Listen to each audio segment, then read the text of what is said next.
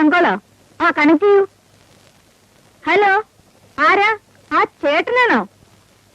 എന്താ ജയദേവന്റെ വിവാഹം ഈ 15-ന് ഫിക്സ് ചെയ്തിരുന്നോ? Very good. ഇല്ല, അദ്ദേഹത്തിന് എനിക്ക് വരാൻ പറ്റുമെന്ന് തോന്നുന്നില്ല. അദ്ദേഹത്തിന് സുഖമില്ലായിരിക്കല്ലേ? ആ, പിള്ളേരെല്ലാരും വരുന്നുണ്ട്. തലേ ദിവസം തന്നെ അയക്കാം. എന്താ? ആ, ഇവിടെ എല്ലാവർക്കും സുഖം തന്നെ. എന്നാ വെക്കട്ടെ. ശരി. കണ്ണൂരിന്ന് ചേട്ടനാ. ഈ 15-ാം തീയതി ജയദേവന്റെ വിവാഹമാണെന്ന്. അവൻ കുറെ നാളായാലും പെണ്ണ് കാണാൻ തുടങ്ങിയിട്ട്. ആരൊക്കെയാ മമ്മി പോകുന്നത്? ഡാഡി ഞാനും വരുന്നില്ല. നിങ്ങൾ എല്ലാവരും പോയാ മതി. അപ്പോ മമ്മി വരുന്നില്ലേ? ഇല്ല, ഡാഡിക്ക് സുഖമില്ലായിരിക്കുമ്പോ ഞാനെങ്കിലും ഇവിടെ വേണ്ടേ? ആ, പിന്നെ ടിക്കറ്റ് നേരത്തെ തന്നെ ബുക്ക് ചെയ്തേക്കണം. വെക്കേഷൻ ടൈമാ, റഷ് കാണും. ശരി. നിങ്ങളെല്ലാം എവിടേക്കാ? ഫാക്ടറിയിലേക്ക്. നിങ്ങൾ ഫാക്ടറിയിലേക്കാണോ? അല്ല, അന്നാകത്തേക്ക് പൊയ്ക്കോളൂ.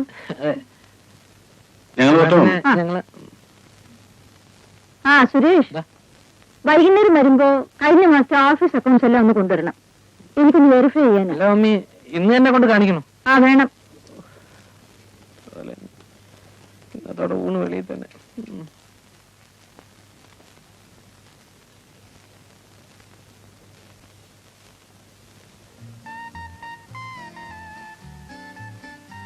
May I come in, sir?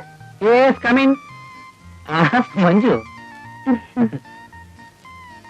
Sridevi ഇവിടെ ഇല്ല, അപ്പുറത്താണ്. ഞാൻ ചേട്ടനെ കാണാൻ വന്നതാ.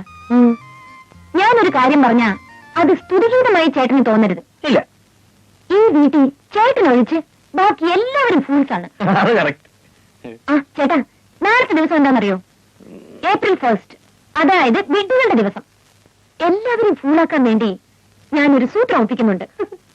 ചേട്ടനോട് മാത്രം പറയാം. നാളെ ടെറസിൽ ഈ വീട്ടിലെ എല്ലാവരും വരും. അവര് ഫൂളാകുന്ന കാണാൻ ചേട്ടൻ ആരെയും അറിയിക്കാതെ ടെറസിൽ വരണം. രാവിലെ കൃത്യം 10 മണിക്ക്. ഇങ്ങനെ ഓരോരോ വീട്ടുകൾ നാളത്തെ ദിവസം അറിയാത്ത ലോകത്ത് ആരെങ്കിലും ഉണ്ടാവും. അവരൊക്കെ എന്റെ പ്രദേശമായിട്ടൊന്നും ജനിച്ചല്ലോ എന്ന് ആലോചിക്കുമ്പോഴാ. അതെ അതെ. അപ്പൊ ഞാൻ പറഞ്ഞ പോലെ നാളെ കൃത്യം 10 മണിക്ക്. ഓക്കെ, 10 മണിക്ക്. നാളെ രാവിലെ 10 മണിക്ക്. ഇവനൊക്കെ അനുഭവിക്കുന്ന എനിക്കൊന്ന് കാണണം. പിന്നെ അപ്പോ എല്ലാരും വരുമോ? അവരെല്ലാരും ഫുൾസ് ആവുന്ന എനിക്കൊന്ന് കാണണം. പക്ഷെ മഞ്ജു, മമ്മി അറിഞ്ഞാൽ? അതിന് ആന്റി നാളെ ഓഫീസിൽ പോകും. അടുത്ത് റിലീസ് ചെയ്യാനുള്ള 2-3 പടങ്ങളുടെ സെൻസറിങ്ങിന് പോകണമെന്നാ പറഞ്ഞത്. അപ്പൊ രാജേട്ട, നാളെ രാവിലെ കൃത്യം 10 മണിക്ക്. ഓക്കെ? ഓക്കെ. ഇല്ലില്ല, ഞാനിത് ഒരിക്കലും വിശ്വസിക്കില്ല. എന്നെ പറ്റിക്കാൻ നോക്കണ്ട. എനിക്ക് അപ്പോഴേ അറിയാം ഞാൻ പറഞ്ഞ രവി വിശ്വസിക്കില്ലെന്ന്. എന്നാലും പറയാമെന്ന് കരുതി. കാരണം നമ്മൾ രണ്ടുപേരും ഒന്നല്ലേ? ഈ വീട്ടിൽ ഇത്രയും ഇന്റലിജന്റും ഹാൻഡ്സം ആയിട്ടുള്ള ഒരാൾ രവി മാത്രമേ ഉള്ളൂ. അതുകൊണ്ടാണല്ലോ ഞാൻ വനയിൽ വീണുപോയത്. Thanks for your compliment. അപ്പൊ നാളെ രാവിലെ 10 മണിക്ക് എല്ലാവരും ടെറസിൽ വരും. വരുമല്ലോ? തീർച്ചയായും. ചേടാ, എന്റെ മക്കളെല്ലാം ഇത്രയും മണ്ടന്മാരായി പോയല്ലോ.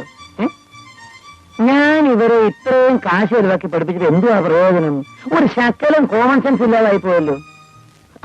അങ്കിൾ, ഞാൻ പറഞ്ഞതുപോലെ നാളെ 10 മണിക്ക് എത്തണം. ചേച്ചി, കാര്യമൊക്കെ കൊള്ളാം. മമ്മി അറിഞ്ഞാൽ സ്ഥിതി എന്താണെന്ന് അറിയാല്ലേ? അവസാനം ചേച്ചിയും കൂടെ കാല് മാറി കഴിഞ്ഞാൽ പിന്നെ എന്റെ അഡ്രസ് പോലും കാണൂല. ഒന്നും സംഭവിക്കില്ല.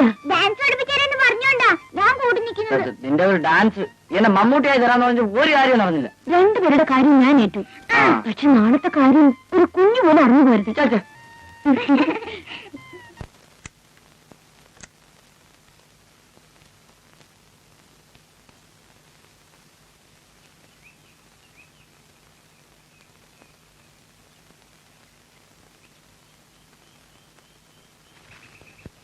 ആരെയും കാണുന്നില്ലല്ലോ. കരുതോളൊന്നും എത്തിയിട്ടില്ലെന്നാ തോന്നുന്നത്. ആ, വരട്ടെ.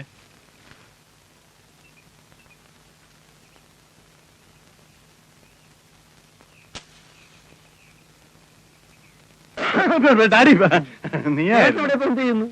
ഞാൻ കാലത്തെ ഒരല്പ കാറ്റുവെള്ളം വന്നാ.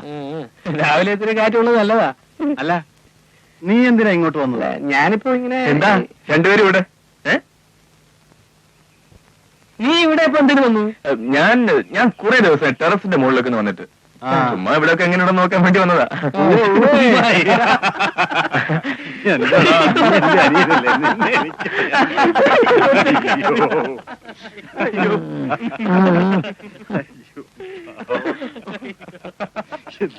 എന്താണ് പതിവില്ലാതെ നമ്മുടെ വീട്ടിലൊരു ചിരിയും കളിയും ഒക്കെ? എടാ കഴുതകളെ, നീയൊക്കെ ഇത്ര മണ്ടന്മാരായി പോയല്ലോടാ. ആ മഞ്ജു നിങ്ങളെ ഏപ്രിൽ ഫൂളാക്കിയതാ. അയ്യോ ഡാഡി, മഞ്ജു എന്നോട് പറഞ്ഞതാ നിങ്ങളെയൊക്കെ ഏപ്രിൽ ഫുൾ ആക്കാൻ ടെറസിൽ എടുത്തുവന്ന്. എന്നോടും പറഞ്ഞതാ. അയ്യോ ഡാഡി, എന്റെ അടുത്തും പറഞ്ഞു. ഓഹോ, അവള് നമ്മളെല്ലാം ഫൂളാക്കിയതാണെന്നാ തോന്നുന്നത്. ഏതായാലും നമ്മൾ ഫൂളായ ഒരു അവൾ അറിയുന്നതിനുണ്ട്. നമുക്ക് വേഗം സ്ഥലം വിടാം. Your attention please. Dear friends, ഞാൻ പറഞ്ഞതനുസരിച്ച് ഈ ടെറസിൽ വന്ന് ഏപ്രിൽ ഫുള്ളായി നിങ്ങളെ ഞാൻ നിരാശപ്പെടുത്തുന്നില്ല. വരണം, എല്ലാവർക്കും ഈ സ്റ്റേജിന് മുമ്പിലുള്ള കസേരയിൽ വന്നിരിക്കാം.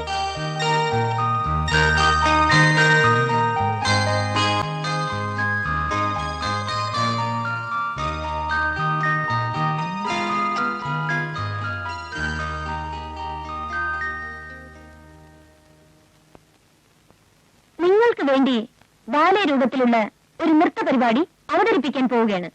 ബാലയുടെ പേര് അടിമത്വത്തിൽ നിന്നുള്ള മോചനം.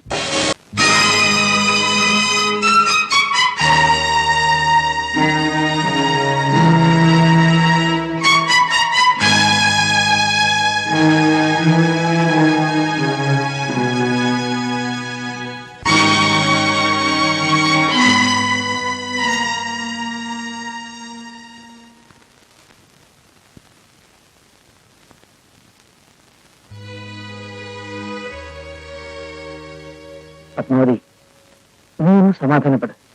നമ്മുടെ മക്കൾ ചിരിച്ച് സന്തോഷമായി കഴിയുന്നത് നിനക്കിഷ്ടമല്ലേ? ഞാൻ ഒന്നും പറയുന്നില്ല. എല്ലാം നിങ്ങളുടെ ഇഷ്ടം പോലെ ചെയ്തോളൂ. ഈ വീടിനെ ഒരു ഹോട്ടലോ നൃത്തശാലയോ ആക്കി മാറ്റാനാണ് നിങ്ങളുടെ ഭാവമെങ്കിൽ അതും ആയിക്കോട്ടെ. നിങ്ങളുടെ ചിട്ടകളും ശീലങ്ങളും നിങ്ങളെ അടിച്ചേൽപ്പിക്കാൻ ഞാൻ ഉദ്ദേശിക്കുന്നില്ല. പത്മാവതി, ഞാൻ പറയുന്നൊന്ന് കേൾക്ക. വേണ്ട, നിങ്ങളൊന്നും പറയണ്ട. ശരി, നീ നിന്റെ ഇഷ്ടം പോലെ ചെയ്യാം.